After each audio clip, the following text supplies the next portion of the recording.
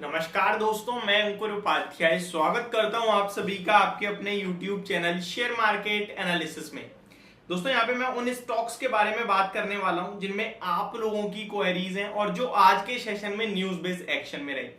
अगर आप मेरे रेगुलर व्यूअर एंड वीडियोस वगैरह देखते हैं तो शायद आपने देखा होगा दिन के दौरान मैंने इनमें से मैक्सिमम चीजें कवर करी हैं, बट फिर भी कुछ ऐसे स्टॉक्स हैं जिनको मैंने कवर नहीं करा है, तो आप कर लेते हैं। सबसे पहले डाउ जोन्स से शुरुआत करते हैं। अमेरिका के बाजार में दोबारा से तेजी देखने को मिल रही है, बट वॉलेटिलिटी पीक पे है।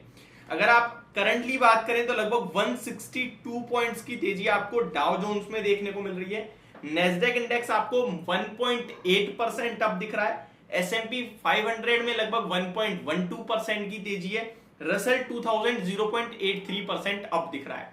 इस तेजी के पीछे का रीजन है इनकी जो बैंक्स कंटिन्यू क्रैश हो रही थी, गिर रही थी, उन्हीं में रिबाउंड आ गया है। क्रेडिट स्विस की बात करते हैं आप, जो कि अमेरिका से बात कर रहे हैं तो पहले क्रेडिट स्विस ही उठा लेते हैं। अगर क्रेडिट स्विस की बात करें तो जो कल लगभग इंट्राडे में 30% तक क्रैश हुआ था और रिकवर होकर 25% गिरकर ही बंद हुआ, 5% की रिकवरी थी। उसके पीछे का रीजन था जहां पे सऊदी नेशनल बैंक ने कहा था कि हम इन्हें एक फूटी कौड़ी नहीं देंगे अब मदद के रूप में। और इनके हरीस एक और हैं जो बड़े इन्वेस्टर थे, एग्जैक्ट नाम मुझे याद नहीं आ रहा, उन्होंने 6 महीने में अपनी पूरी 10% की इक्विटी बेच दी और 2 हफ्ते पहले ही उनकी पूरी इक्विटी सेल हुई है। तो ये दोनों सेंटीमेंट्स अचानक से नेगेटिव इंपैक्ट डालते हैं बैंक पे और स्टॉक का प्राइस गिर जाता है काफी हैवीली। लेकिन कल के सेशन में एक बड़ी खबर आई लेट नाइट, जहां पे स्विस नेशनल बैंक ने कहा कि आपको जितनी लिक्विडिटी की मदद है हम देंगे और $54 बिलियन लगभग इन्हें एज अ लोन दे भी रहे हैं। तो इसके चलते क्रेडिट स्विस के शेयर में आप लोग आज प्री मार्केट में ही देख रहे थे 22% की रैली थी और अभी भी करंटली 22% अप दिख रहा है वो आपको। यही सबसे बड़ा रीजन है जिसकी वजह से अमेरिका के बाजार बाउंस कर रहे हैं। आप इस पे कितना ट्रस्ट कर सकते हैं और कितना ट्रस्ट नहीं कर सकते हैं, देखिए मेरे को ट्रस्ट तो है, बट ये सिंगल डे है, वन डे वंडर हो सकता है। अभी सिचुएशन क्लियर नहीं हुई है। आप ये देखिए कोलैप्स करना शुरू हुई है अभी बैंक।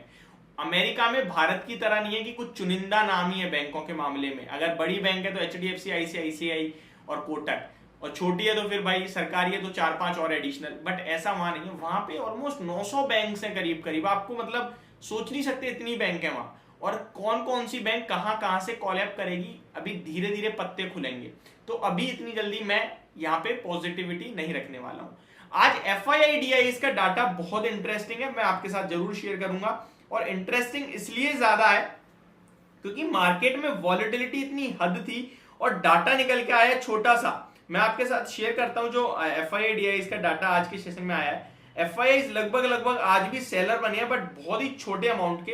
एग्जैक्टली मैं यहाँ पे अभी शेयर करता हूं आपके साथ। लगभग 200 समथिंग करोड़ का उनका रहा है। FII ने लगभग 282 करोड़ की सेलिंग करी है आज। वहीं DII लगभग 2051 करोड़ की बाइंग करते हुए दिखे। तो ये डाटा बहुत इंटरेस्टिंग है। FII तो कंटिन्यू बिकवाली कर रहे हैं, बट इतना छोटा डाटा आया सामने और आज हम 17,000 के ऊपर निकल जाते, बट बिकॉज ऑफ एक्सपायरी हम लोग नहीं निकल पाए क्योंकि वहां पे काफी ज्यादा हैवी ओपन पुट राइटर्स बैठे हुए थे। अब आते हैं सेकेंड स्टॉक। अब BPCL, HPCL, IOC, Chennai Petronet LNG, ये कुछ ऑयल मार्केटिंग कंपनीज हैं, OMCs के नाम से जिसे जानते हैं। ऑयल रिलेटेड स्टॉक्स जो थे, कच्चे तेल से रिलेटेड स्टॉक्स या कच्चे तेल से रिलेटेड कंपनीज, जिनको भी कच्चे तेल के गिरने से फायदा होता है। देखिए मैंने आपके साथ ये कॉन्सेप्ट काफी बार क्लियर करा है। कच्चा तेल जिन लोगों के लिए as a raw material use करती हैं, देखिए 2 तरीके की कंपनी है। एक वो है जो कच्चा तेल को खरीदती हैं और एक वो है जो कच्चे तेल को बेचती हैं। तो कच्चे तेल के गिरने से जो कच्चे तेल को खरीदती हैं उन्हें फायदा होगा, कम पैसे में मिलेगा उन्हें कच्चा तेल। वहीं जो कच्चे तेल को बेचती हैं उन्हें नुकसान होगा। जब कच्चा तेल ऊपर जाता है तब किसे नुकसान होगा? जो कच्चे तेल को खरीदती हैं उन्हें नुकसान होगा और जो कच्चे तेल को बेचती हैं उन्हें फायदा होगा।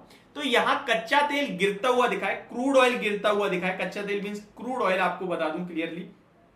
तो क्रूड ऑयल में पिछले 3 ट्रेडिंग सेशन में ऑलमोस्ट 7% का गिरावट देखी आपने, जिसकी वजह से सारी OMC कंपनीज में बड़ी तेजी थी।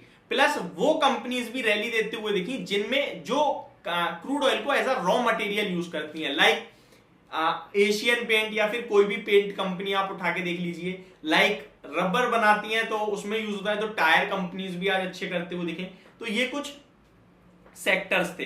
अब सेकंड मदरसन, संवर्धना मदरसन जिसका नाम हो चुका है अभी।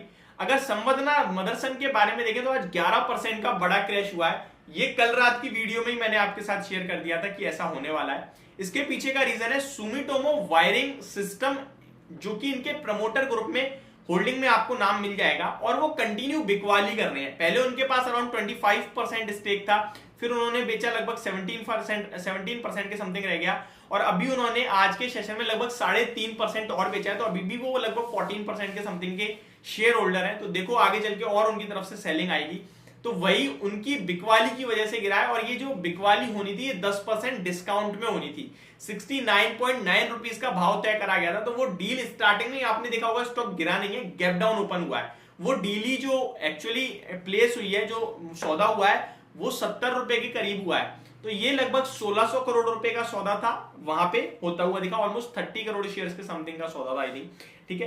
टीसीएस बड़ा नाम है, टाटा कंसल्टेंसी सर्विसेज लिमिटेड। इनके एमडी एंड सीईओ ने रिजाइन दे दिया है आज से ही, और नए एमडी और सीईओ नियुक्त हो चुके हैं। सॉरी, एमडी का वर्ड हटाऊंगा मैं, सीईओ केवल, सीईओ नियुक्त हुए हैं। वो वही है जो पहले कंपनी के प्रेसिडेंट और बीएफएसआई के कहीं ना कहीं हेड रिसर्च एट बीएफएसआई है, और उनका नाम है के कृतिवासन जी। और जिन्होंने रिजाइन दिया है वो आई थिंक, मैं एग्जैक्ट नाम अभी मेरे दिमाग में नहीं आ रहा है, मैंने इस पे प्रॉपर वीडियो भी बनाई है, आर करके है कुछ उनका नाम, तो राजेश गोपीनाथन जी ने रिजाइन दिया है।